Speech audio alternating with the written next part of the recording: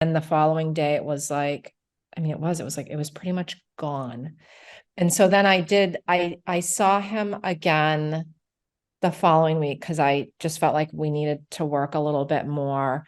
And and then I did see him two more times because I was worried it was going to come back and I didn't want Right. it to Yeah. come back. And I saw him. I think I saw Kathy at one of the third time, and then I saw him the fourth time. And yeah, I mean, I didn't need them. I mean, those appointments, I just felt like with the two appointments, it was 100% gone. And so now I basically just kind of go back as I call it my tune-ups. Because I can, you can Yeah. trigger the time from. So how many sessions total did you have Tui Na, Tracy?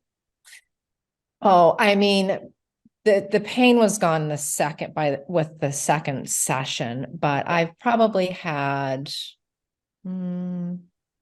I don't know, maybe 10, but it's more because Right. like if I get it into a flare, and then he settles it back down and the Yeah. flares happen. It's not because of something that it's not working. It's because Right. like I sit too much for my work and I Right. try and stand. So it's totally me doing it.